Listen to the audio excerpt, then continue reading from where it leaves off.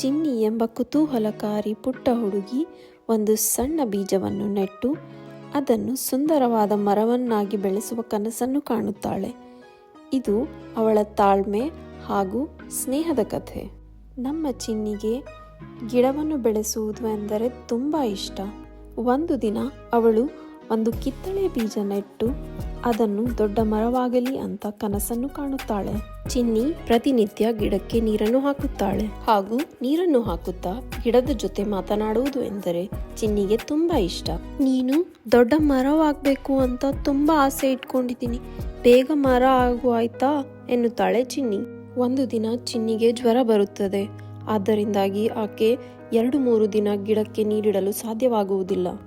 ಚಿನ್ನಿ ನೆಟ್ಟ ಸಣ್ಣ ಗಿಡ ಸೂರ್ಯನ ಬಿಸಿಲಿಗೆ ಒಣಗಲು ಪ್ರಾರಂಭವಾಗುತ್ತದೆ. ಚಿನ್ನಿಯ ಗೆಳೆಯರು ಗಿಡವನ್ನು ನೋಡಿ ಅವಳ ಕನಸು ನಾಶವಾಗಬಾರದು ಎಂದು ತೀರ್ಮಾನಿಸಿ ಗಿಡಕ್ಕೆ ನೀರಿಡಲು ಪ್ರಾರಂಭಿಸುತ್ತಾರೆ. ಚಿನ್ನಿ ಚೇತರಿಸಿಕೊಂಡು ಹೊರಗೆ ಬರುತ್ತಾಳೆ. ಗಿಡ ಮತ್ತೆ ಹಸಿರಾಗಿರುವುದನ್ನು ನೋಡಿ ತುಂಬಾ ಖುಷಿ ಪಡುತ್ತಾಳೆ. ಕೆಲವೇ ದಿನಗಳಲ್ಲಿ ಗಿಡವು ಇನ್ನೂ ಸ್ವಲ್ಪ ದೊಡ್ಡದಾಗುತ್ತದೆ. ಚಿನ್ನಿ ತನ್ನ ಸ್ನೇಹಿತರಿಗೆ ಧನ್ಯವಾದ ಹೇಳುತ್ತಾಳೆ. ಹಗಲು ರಾತ್ರಿ ವರ್ಷ ಕಳೆಯುತ್ತವೆ. ಗಿಡ ಬೆಳೆದು ಸುಂದರವಾದ ಮರವಾಗುತ್ತದೆ.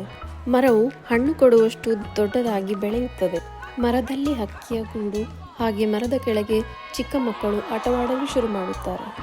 ಇಲ್ಲಿಗೆ ನಮ್ಮ ಚಿನ್ನಿಯ ಕನಸು ನನಸಾಯಿತು. ಈ ಕಥೆಯ ನೀತಿ ಏನೆಂದರೆ, ಸ್ನೇಹ ಮತ್ತು ತಾಳ್ಮೆಯಿಂದ ಕನಸನ್ನು ವಾಸ್ತವಿಕತೆಯಾಗಿ ಮಾಡಬಹುದು.